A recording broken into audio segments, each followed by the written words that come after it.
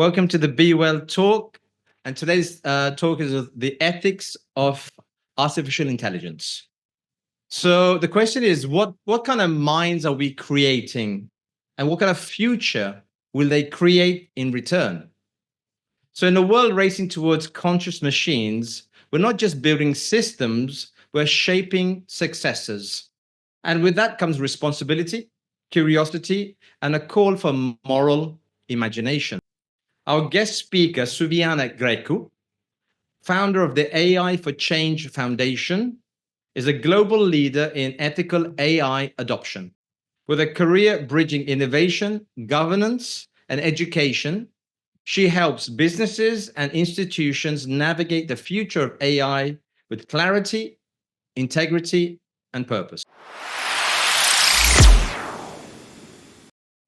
So today we're going to be talking about many things on AI.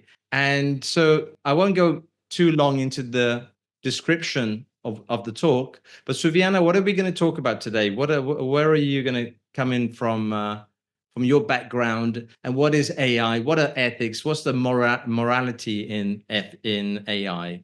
Perhaps you can give us some background. Yeah, sure. First of all, thank you for having me, and I'm really excited to talk about this subject. Yeah.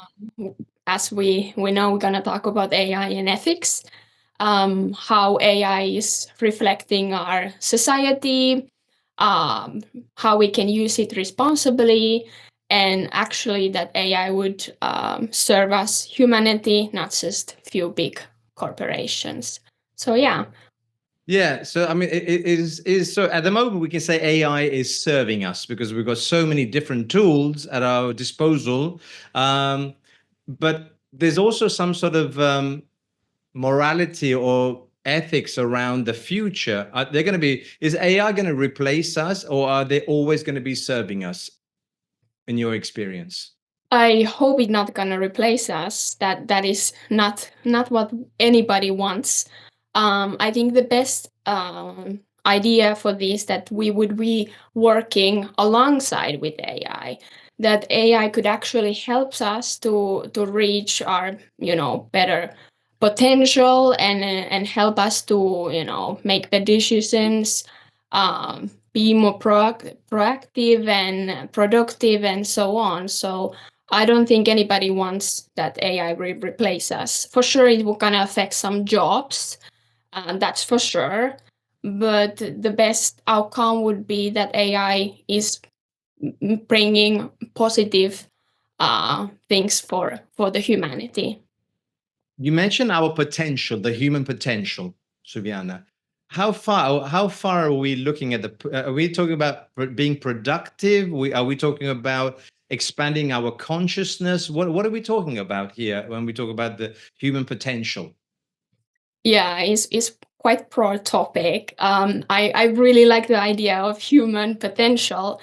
What AI can do about it is that I think it can help us to think about new ideas, what we never thought before, or question our thoughts.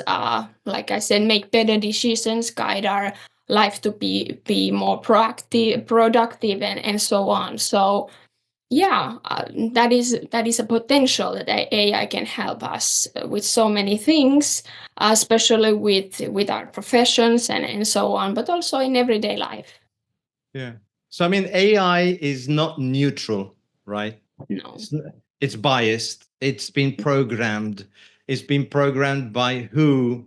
By their the producers of the machine, of the AI system. So where does that stand? How does that? I mean, the ethics around who produces the AI systems. Where does that? Yeah, the thing is that AI is basically just predicting the outcome. It's been programmed with huge amounts of data. Of course, it's biased. It reflects our values and our opinions about society. So it's never neutral. It has, like some sort of biases about who would be the best person for this job and so on, based on the previous data has been trained and so on. So yeah, it's basically reflecting our society, our values, and so on. Do you think AI takes into consideration also nationalities or ethnicities and wealth and that those kind of factors in its programming? I mean, if someone's programming an AI system, are they programming the system for the whole humanity or just for a specific level of person? Yeah, the thing is that, of course, depends of the AI tool that is being trained on. But of course, every data and information has bias about certain nationalities or certain way or so on, because all of these are human written information that is being fed on. So it's basically, it just reflects our opinions about certain nationalities or groups of people. Yeah. Well, with everything going on in today's world, Suvianna, I don't know if we as a humanity, are we separated? Are we disconnected? Are we connected? I mean, we are the creators of the AI systems. Would you say the creators are united, are unified in this moment? And this is the legacy we'll be leaving with the AI systems and tools, right? As we produce them, we're the creators. The question is here: are we entitled? Are we in the right place to be able to create these new systems if we are not unified as a humanity? As a Yeah, absolutely. It's a great question, because if we think about the world right now, it's more polarized than ever. People love to have thinking, left versus right and so on. So it becomes itself. It's dramatical and so on. So I feel that us as a society, we are more Uh, far from each other, and also with technology it comes even more far. People are isolating more. They don't see each other like, in those old times people gather together, eat together, and so on. So I feel like with this kind of technology we have a potential that it will unify us, but it feels that right now it's just kind of separates us further from us. I'm terrified because I think a lot of my interaction is online. I try to actually get outdoors. And when I do, I feel guilty. I should be coming back into the digital world, because you've got the digital world, like you and I now, we're interacting because you're calling from Finland, right? From Yeah. Finland. And I'm in Italy. And so we're in two different countries completely, yet we're connecting in this digital space. So the question is, I mean, we want to connect humanity. We want to increase our human potential. Are we going in the right way? Is this the right way? Do you see AI actually enhancing, improving this, or disconnecting humans? Yeah, I think it's a matter of a question: what is important to us? For sure, this technology makes us more productive. You can have 10 meetings per day if you do it online. But at the same time, does it make you actually productive in a sense? Can you actually connect with these people that you have a meetings with online on Zoom or Teams?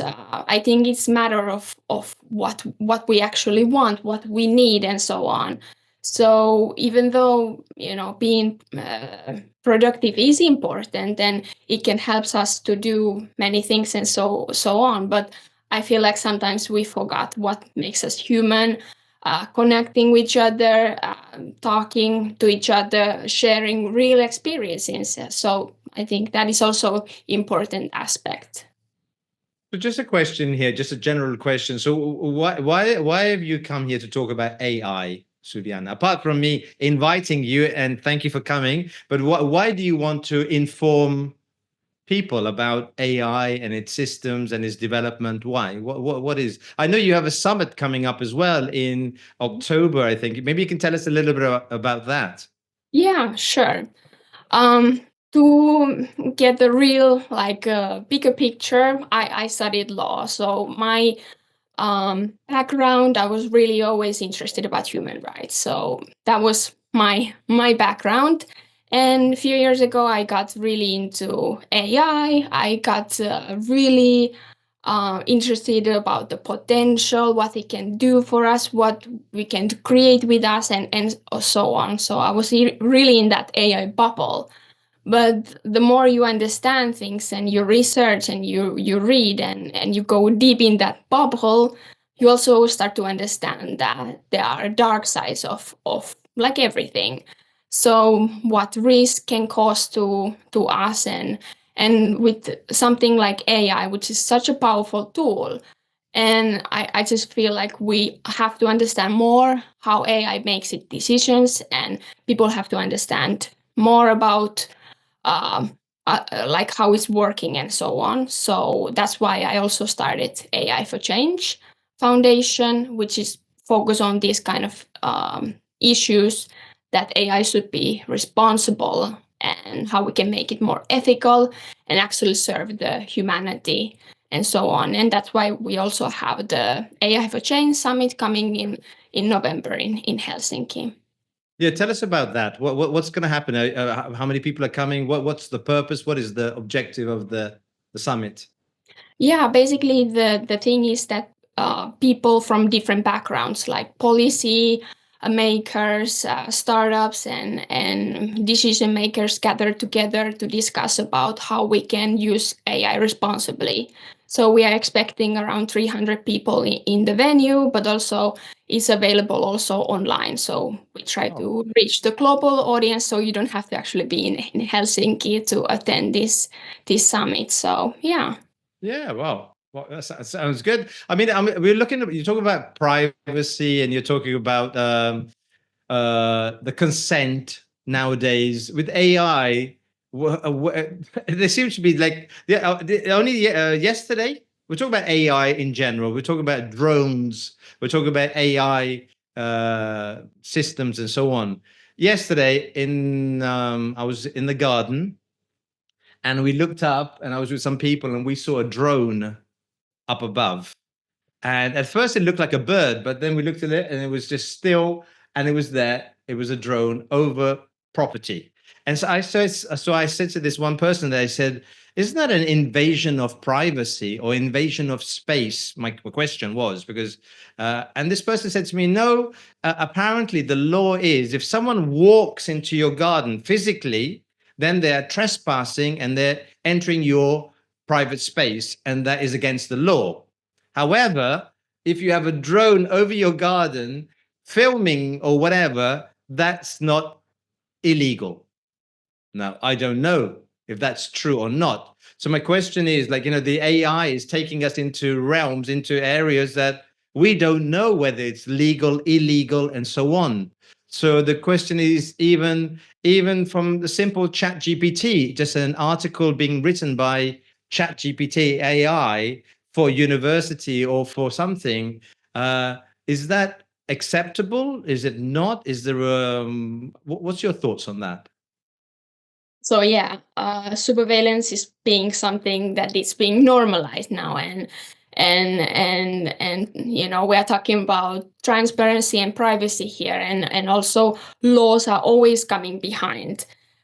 It takes years to make the laws and so on. So the AI is evolving so fast that nobody cannot keep up. So when it comes with the ChatGPT, for example, for universities, I think it can be a great tool, but also what I've been talking about a lot is about the critical thinking. What will happen to us if we are just gonna use ChatGPT to write all our essays and so on? So that is also something that we should consider more. What's the point to go for university for 5 years if you're just gonna use it ChatGPT to pass every exam and so on, like what you actually can learn from it, and what's gonna happen for our critical thinking if we just accept whatever answer ChatGPT gives us the first. So I think these are also things that we should consider and should question it and should be more aware of it. Yeah, I read an article about actually China adopting AI in schools. So I read the article that teachers now are being trained to use AI and teach their students how to use AI in the ethical, moral, right way. What's your take on this? In Finland, is Finland so advanced? Is there to use AI? Are you using AI in schools in your daily life in Finland, where you are? Yeah, actually, AI adoption has been quite rapid here in Finland, but we heard all the time talking about that Finland is lacking behind of AI Hmm. adoption and so on. So I feel like this thing is something what is concerning many, especially European countries, that we don't know how to adapt to this new AI world, which is constantly changing and moving so fast. And I think it's also balance, like should we just go with the fastest road and then consider the consequences, or should we be more careful about what kind of AI tools we're going to use and so on? So I'm somewhere in the middle, that of course we have to utilize AI, that's the future, but in what cost? Yeah. But it's always very difficult, Suviana, when you've discovered something like nuclear energy or whatever. When it was discovered, everyone was nuclear energy and like electric cars, and so it had these batteries like that can't be disposed of, and so people are saying, "Oh yeah, electric cars great against the it'll help us with pollution and so on." And now we find ourselves with all these electric cars with batteries that cannot be what can be done with these electric batteries. So the question is always, when you discover something, yeah, AI in this case, there's a tendency to embrace it and run with it, and then go back and say, oh, maybe we should have gone a bit slower. But is it possible to go slower nowadays with all that we have available? Yeah, I don't think so. This is the question that is constantly with the AI. Is that we have to learn how to balance between this, because everything is about good and bad. Nothing is usually inherently good or bad. So I think we have to find a way to go around it, to pick up the things that actually benefits us and would help us as a society to move forward with AI, because that's the future. So do you think the government, who I mean, who has the power to allow complete access, less access to these AI tools? Who? I mean, now like ChatGPT is just an example, but there are so many different ones.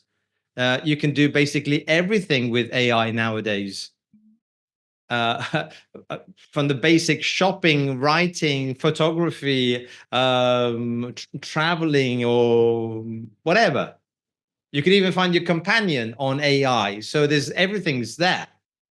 So my question is, where is the limit? Is there any limit, or is it the human that has to choose the limit that they want to use AI?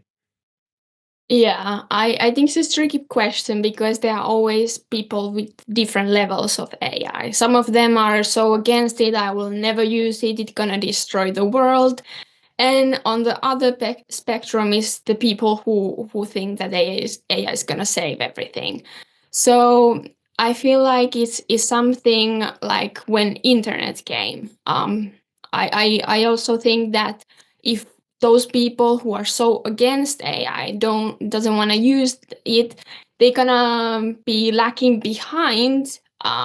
Like similar, like with the internet came, like you don't have access to your mobile banking and so on, because you never adapted. So yeah, I feel like is in a sense it's a social pressure, but also I feel like this is something that the pressure and the level of education is on something that is personal. You should take also responsibility of your level of understanding and so on. But at the same time, I understand it's really hard to keep up with all these trends and so on. So we would need more like a national education with these kind of things. Yeah, I mean, you got AI now, and AI is everywhere. Whether we know it, it's in your car, it's in your telephone, it's in your TV, it's on your computer, it's in your banking online, it's everywhere. I mean, it's everywhere. Uh, and do you think there's a tendency for humans to look at AI, to incorporate AI more or less? Hmm. What you specifically have? Do you try to incorporate AI more, or do you try to put some barriers and boundaries and say, hey, no, AI is not coming there? Yeah, actually, really good question, because for me right now it becomes a little bit opposite. So many people are asking how I can use AI for this and how can automate this and that. But for me, I just pause there and I try to really think, should I automate that thing, and so on. So I feel like it's also a matter of some like what is actually benefiting you. If you want to automate your social media post, yeah, that might be really helpful. But in certain things, I feel like um, especially when it comes to decision making, the responsibility should stay on you. And also, I talk about the critical thinking part of it. So, like I said, I was in that AI bubble as well, and now I just try to avoid it. I'm not saying that, in a sense, I try to avoid it 100%, but also if I have um, thought in my head, I just don't go immediately ChatGPT to solve it. It's sometimes good to pause it, and because usually you have the wisdom, you have the knowledge if you just pause and so on. So yeah, I feel like it's also about educating yourself in a sense. Yeah. I mean, talking about pause, you're talking about actually just stopping for a minute, but how often are we just continually running? And you spoke before about being productive. So what does that mean to you about being productive? Because I think AI is used for production. So what does it mean for you, productive, to be productive? Yeah, for me, it's I want to do everything and at once. This is I think we all would like to have more hours in our days and weeks. That would be amazing. So I get that AI can actually help you to become more productive and so on. So that is really nice that it can help you in certain things in your life. For example, I don't know, making some recipes, what you can cook tonight, or so on. So that is a really nice thing, but So, also so, so you see AI as doing more in order, but doing more to have more time, right? That's the reason. I mean, at the end of the day, it's what we want is we want to have more time. mm, So we have more time to do what? yeah, actually, that I read about it article somewhere that I would like that the robots would do my dishes rather than my thinking. So I think that is basically like the whole point. We would like these machines and robots to take care of the dishes or these boring household things, rather than I think thinking should be for humans. And now I feel like it's other Hmm. way around. So yeah, it's also comes with the time. Like we would like to spend more times with our families, with our loved ones, doing more hobbies, whatever matters to us, rather than just waste time on vacuuming your floors.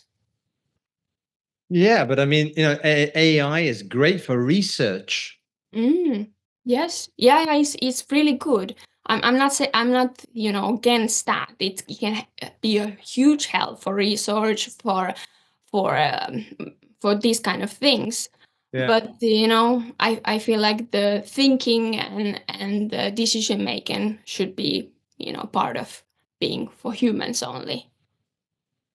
You talk about automation, and the other day I didn't finish it. I was working on this automation on my telephone. Okay, I said let's play with ChatGPT and automation, and it connected. I connected my the a ChatGPT to my Apple to the calendar. I've got an iPhone, Apple phone, and it said okay. So and as in a way, I was using AI, but it's also developing the human mind. I think is we're pushing them, our boundaries, our space. Like we're here now, we're thinking here, and maybe in the future we're going to be thinking here. So my question is AI good for human training, human mind expansion, or is it just laziness that we are using ChatGPT or AI for to get a recipe? I don't know. I heard this story that someone opened a fridge, took a photograph of what was in the fridge, the ingredients, whatever it was, tomato and whatever, and then ChatGPT said, right, based on what I see in your fridge, you can make this. That was incredible. Now, Yeah. if I'd seen those ingredients, I would think, well, I've got tomato and onion, and what can I make with this? I'd be thinking, and maybe I wouldn't make anything, or I'd just be. But the AI tool came back and said, you can make a lasagna or whatever with all these ingredients. Wow. Yeah, it's a great assistant in a sense that can help us to create recipes and so on.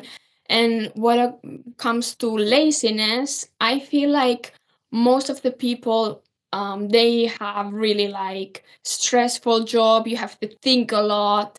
Especially you have these made meta thoughts that are constantly in your mind. So I feel like if AI can give us a little break, to we don't have to stress so much what would be in our grocery list or so on.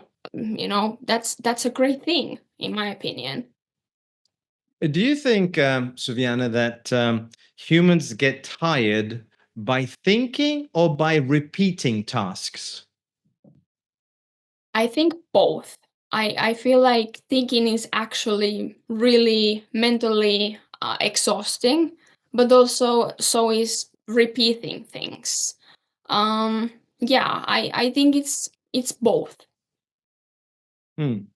So give me an example, like I mean, of thinking, just so we have an idea. Like I mean, repetitive tasks, washing plates, Mm. cleaning the floor. Yeah, that could be whether it's physically tiring or whether it's just stressful or whether it's just maybe you're not using your time well. My Yeah. question is, so when you're thinking, what are we talking about when we're thinking? What is thinking? Yeah, I think when it comes to the fact that we feel like we don't have enough time, I think everything comes with that. Is that you have so many things in your daily life, so many tasks to take care of, so that could be mentally exhausting and so on. So yeah, yeah, that could be it. So the automation could be helpful. Yeah, absolutely. Absolutely. Could be really helpful for people who are really busy, need help in their life. It's a great tool. Yeah. Yeah. But going back to where I was talking about actually automating my calendar to AI. And AI was suggesting things like, okay, I wake up at 6 in the morning. Okay, what could you do at 6 in the morning as a habit? You already have that habit as waking up at 6. So 6 o'clock could be the morning prompt. You wake up and I'll prompt you to think of how you can make today a beautiful day. So AI will prompt you, And then there was another one at the end of the day. So I go to bed at like 11 o'clock. This, and so AI said, so I can give you a prompt to actually summarize how your day has been at the end of the day. Is this giving too much access to AI? Is this taking away our thinking, our being present, or needing these prompts from a Mhm. digital device to make us Yeah. present? Yeah, I think that we have to be more self-aware of these things. Um, what is actually benefiting us and so on, or it's just distracting us and we are not present at all anymore. So I think it's a balance between that. Hmm. Yeah. Too much is always too much. And so how do you balance that with AI? You're in the AI world. How do you become present? Do you have any tips, any things you can share with us to actually be more present, be aware of what's happening around you, yourself? Yeah, I feel like AI can help you to suggest ideas. For example, if you have a burnout or so on, can suggest ideas like, based on your environment or so on. So that can help you in that. But I feel like in the end, for being present, the old things, what we've been doing for ages, like going outside, petting your cat, or talking with your family member, those are the ones that actually help us to be more present. So, yeah, AI can help us to get to that action, or maybe we forgot that we love that or that. So that can help us, but the actual being present, I think it's up to us. Yeah.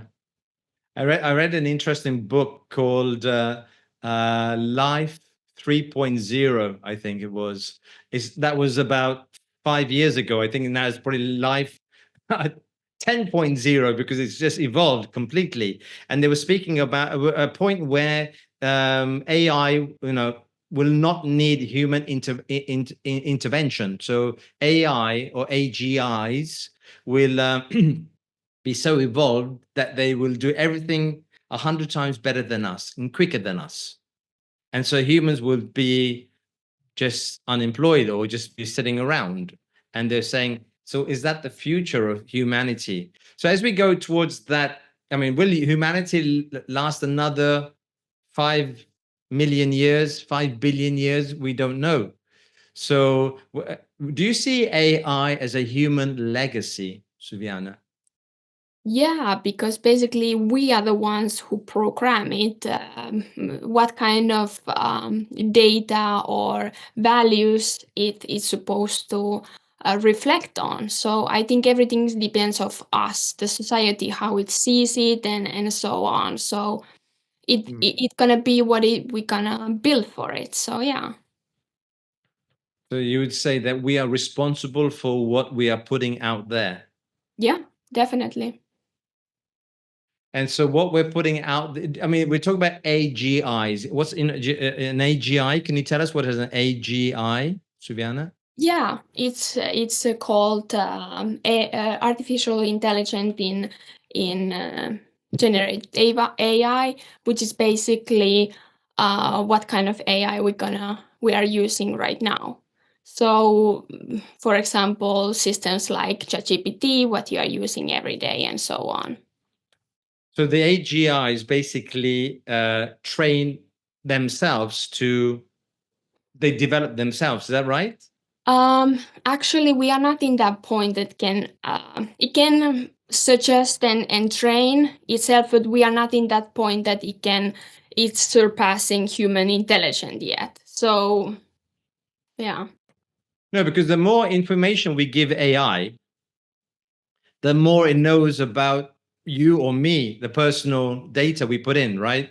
yeah, I mean, from your health records, from your preferences, from your photographs, from the way you're thinking, from your bank balance, everything can be put into the system.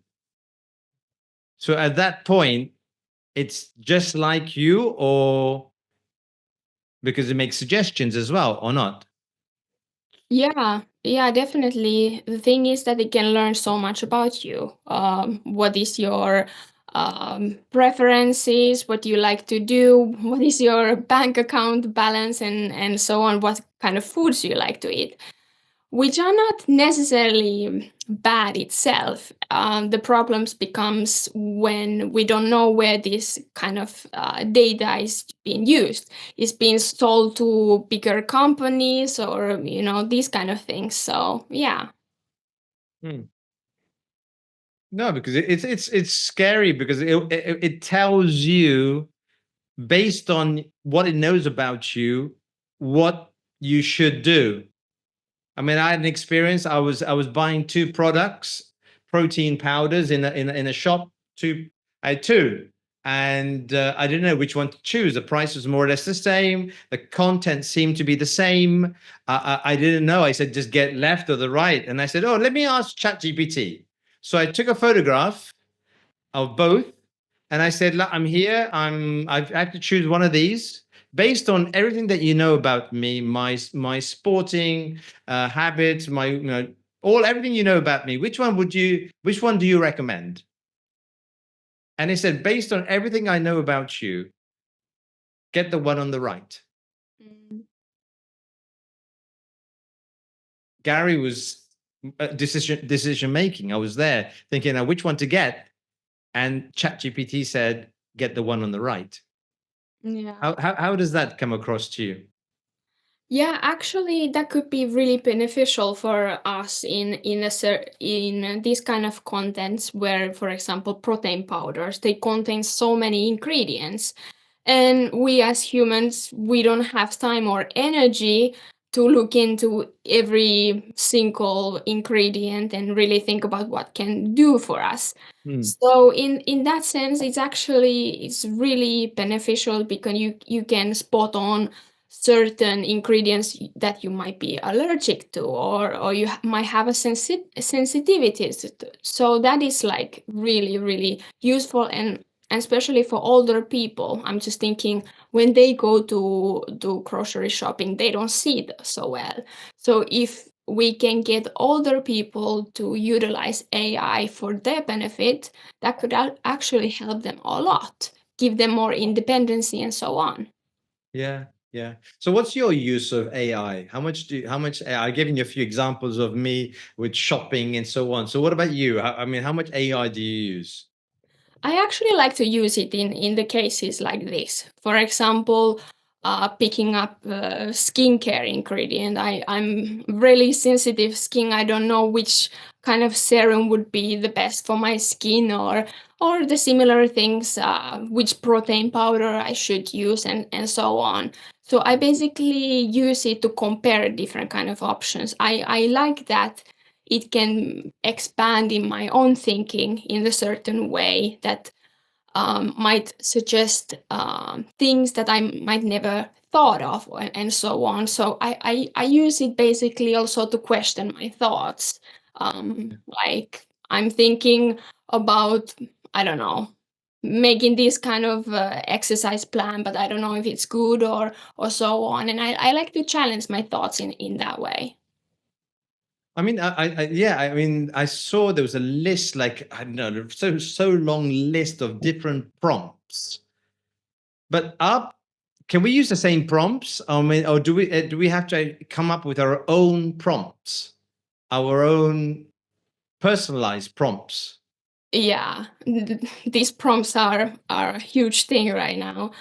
I think about prompting the basic things. What makes uh, ChatGPT or other AI tools to give you good answers is that they have to understand, or the system has to understand its role. If you give it a role that you are the best, I don't know, personal trainer in the world, then you give a little bit of information about yourself, your goals, and so on. So that is like prompting itself. But I feel like this whole prompting thing has gone really bit out of hand, and make I think it's just gonna be a little bit too confusing for people. If you find it beneficial for you, go ahead, but it might be a little bit too confusing for just the Yeah, people. because I mean, you use the prompt, act as a LinkedIn specialist, expert, and whatever. And of course, then I mean, they gives you all the options, but you're not an expert, you personally, but the AI is. So how does that authentic line there? Because it's not being authentic at that point. Because Yeah. I suppose if you show up and you are not the LinkedIn specialist expert, so the question there is there like a some sort of an avatar, like you're two different people, you're the human and you're the avatar, or is there a line there? How do we close that? Yeah, it's pretty difficult because if you put this kind of prompt to ChatGPT and ask, best LinkedIn quotes or Yeah. whatever, how that becomes you. I feel like also we have to use it in a sense that we give certain direction and our goals and so on, but I just don't like that we copy paste everything what ChatGPT gives us. We are more complex than that. Then I feel like it should reflect our own thoughts. It can, help us to think certain things and so on, but I just don't like so much this just copy paste everything. You know what I've also noticed? Yeah, I agree with you, Suviana. The copy and paste is like you get a whole 100 prompts and then copy and put the prompt inside, and then no, it gets very confusing. But I've also noticed that, like, I know a person who's completely changed by using AI. Her vocabulary, her presence, her showing up in coaching sessions, and so on, she's really taken this on board, and it's actually given her another life, another person. Before she was a bit shy and very reserved and so on. Now, with using AI more and more every day, I saw her in a workshop recently, and it was seemed another person. How is that? How can AI help develop a human? Yeah, that's really, really great that they can actually help you learn languages and Yeah. so on. So that's great help for people who are especially a little bit shy and so on, that can, actually encourage you and speak better and so on. I've been also using it for language learning, which I should do more. But Yeah. it can be a huge help. It can recognize your level of your language skills and so on. So it's really good tool for that as well. But I think it also increases your vocabulary, or not? Definitely, yeah.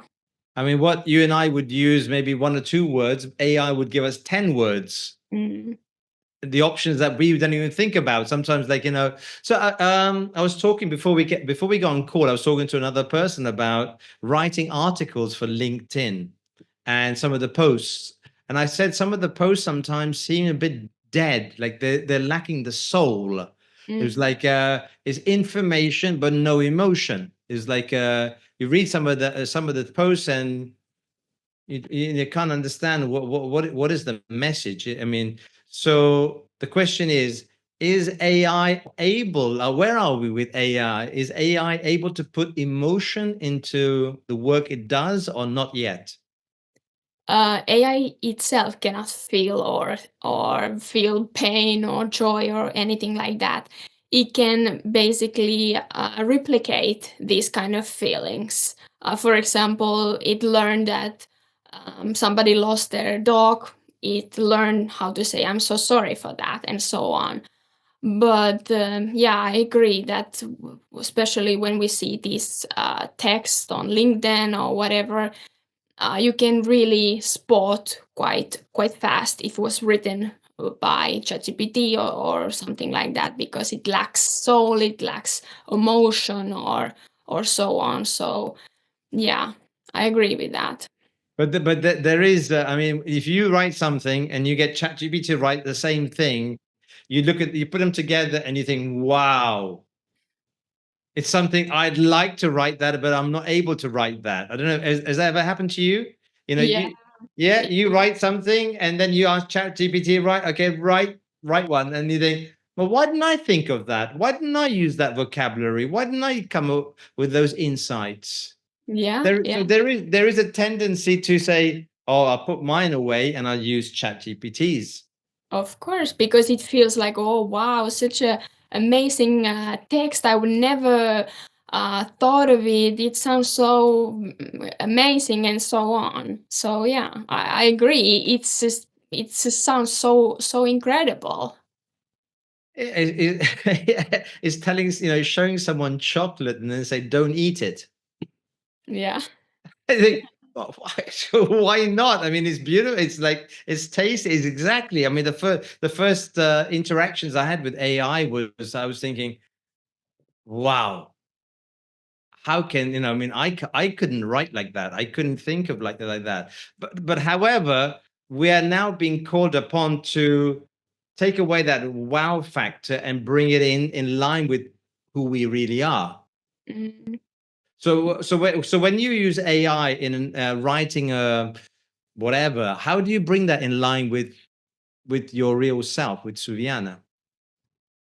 I like to, I don't like to copy paste anything. I like to basically go with certain ideas and go back and forth and just basically fill it with my own words or, just make it more like me. Like Mm, I can give it certain um, themes, certain suggestions, but in the end, I like to modify everything by myself.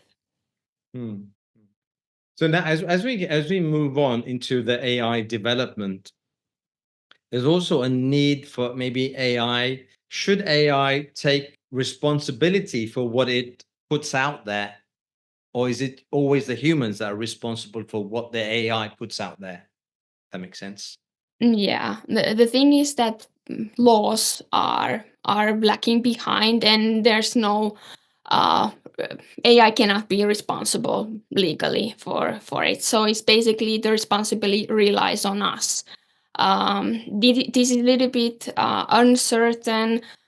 Whose fault is gonna be, and so on. There have been cases that the self-driving car has been making accident and so on, and because these cases are so new and we don't have a legislation around this, so these are basically molding, by upcoming cases. And so, who should be responsible? Should it be the car producers, or should it be the people who are inserting the AI system into the cars? How do we get justice on in that? Yeah, it's really tricky. These are ethical questions that we should think about when we are programming AI. Should the company be responsible? The engineer, who should be responsible? So these are really really tough decisions that we have to think of. What about the benefits of AI? What about the benefits? I mean, who benefits from AI? Is it society? Does society get something, or is it just the big companies that get more and more profits? Yeah, I hope it would be more society that would get benefits from AI. It's supposed to be everyday people who find it that this one thing can actually save me hours of my week or so on, and that should be the future of AI. That should mostly benefit everyday people rather than just few companies that are in the Silicon Valley. Yeah, I mean, ideally would be that, I think, but in our society we see these big multinational companies taking advantage of all the automations, all the AI, and so on. What about human rights? I mean, you said you were a lawyer. You studied as a lawyer. Where are the human rights with all of this? I mean, is privacy going out the window completely now? Yeah, it's a really good question. I'm not a lawyer. I only have a degree in Bachelor of Law, but I believe that human rights should be really in the center of everything. We have to think about transparency, privacy, accountability, and these kind of things when we are thinking about new AI tools and so on. So this should be in the center of everything, not just something that we ignore or so on. So I think that is the foundation of everything. Yeah, yeah. So is there a way for us to balance AI and balance also being human? Is Yeah, there a way? I believe that there is, like, imagine us, humanity, we have overcome so many huge problems. Why we couldn't overcome this? If there would be a will, desire, and demand, I don't see that why it shouldn't be a balance. And will it be up to each individual to find the balance, or do you think there will be some sort of like an access or a law or something that would stop us from overusing AI? Yeah, it's a really good question. Yeah, overuse and underuse of AI, they are both problems. It's all what it comes to with the humanity. It's hard to find balance. It's hard to find that people just don't go from overuse to underuse and so on. So for sure there's a way, and I think it should rely on also societies and governments, but also it's something that everybody can really consider on their personal level. I think it's when you see the advantage in it for you, it's a bit difficult to say, I'm going to use it less. It's like you see the advantage is like you've got a project that would take you a day. In 1 hour, in half an hour, that project is done. AI has helped you. It's a bit difficult to say, I'm not going to use it. Yeah, of course not. And it's not that we can go back to those old days that, if AI can do our, what used to take one day and now it can do it in 1 hour, of course. But that's why we have to come up with new solutions and evolve with these kind of things Yeah. as the humanity. Yeah. Yeah. I had an interesting conversation not long ago about also the use of robotics in humans. Like, now when you see a human person, a human, you don't know if they have any artificial implants in them, whether it's an eye, whether it's an arm, whether it's a pacemaker. You don't know, because a lot of people are walking around that seem humans, just like you and I, but they have been enhanced. We can call them enhanced humans. Yeah. It's like, so you don't know. You're in the swimming pool and suddenly you see one person swimming so fast and you think, wow, what happened? So what are your thoughts on that? Like enhanced by technology, by devices, really? Is actually really scary. And I think there should be more awareness of this kind of, that we can actually make difference what is a real human and what is enhanced. Because how otherwise we have to understand, for example, that we are talking with the AI chatbot. We have to understand that there's no human giving these advices and so on. So I feel like there must be more regulation with these kind of things, that we truly have to understand, are we interacting with the real human being or with enhanced robot or so on. Well, definitely. I mean, now if you go for even like doctor's visits, I don't know in Finland, but in Italy, it's very difficult to get a doctor's visit. So you very often you're moved into like a chatbot, and you're talking to that, and you're giving it your symptoms, and then it tells you what you could have, what you should take. Again, who is responsible for the information that that chatbot gives you? Yeah, yeah, those are really, like, also ethical concerns, because everything is comes down with, we have to understand that we are actually interacting with the chatbot, not with the real doctor and so on. And also how we can make sure that if you are chatting with this AI chatbot, that the decisions and the suggestion what it's making are actually based on something, because when it comes to health, it's really critical area of our life, and it's not something that we can outsource it so easily to AI. Yeah. Yeah, I mean, there we can say maybe chatbot is actually making suggestions, and then it's up to the human to make the decision. Because obviously, if I tell the chatbot all my symptoms and how I'm feeling and what I'm doing and so on, it will say, based on what you tell me, this is what I think you could have, and perhaps you should look at trying to take this medication to help you. But then it's up to the human to consent and say, okay, thank you, and I will take that medication or not. Yeah, definitely. I think the transparency is the key here, that we have to really understand that we are interacting with the AI chatbot, not with the real doctor. And these are just suggestions, and these are not. I haven't seen you. I haven't checked your heart, your blood pressure, and your blood test, so I cannot come up with certain suggestions with 100% accuracy. So these are something that we should consider as well. Yeah, I think we're blinded by all this gold, this illusion. Like everything's going to be perfect, and I'm going to have a doctor's appointment. But you don't have a doctor's appointment. You have a chat bot that's giving you the information, but you think you have a doctor's appointment. So I think the critical thinking, we go back to where you were saying before about critical thinking, the need to understand that you are the one that's making this decision. That machine, that AI system is just suggesting different options that you have, but you have to take the decision at the end. Makes So listen, sense. Suvianna, we're coming to the end.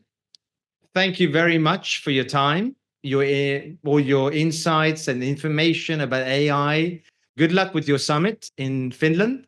And I don't know, people are going to, is it in face to face or is it online? Both. Okay.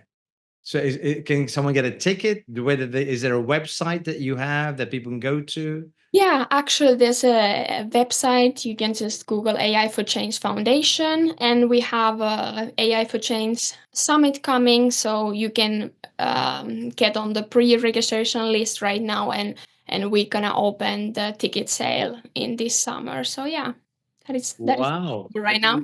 I think you're going to be very busy over the summer organizing this. Yeah. Yeah. And so I suppose the last point as we close up here is me asking myself now, am I really speaking to Suvianna Grecu or am I speaking to an avatar on the other side? We don't know. Yeah, but it's just me. It's just- With an avatar, no, no. Well, thank you. Thank you very much for your time and for being here. And we'll see you soon. Thank you so much for having me.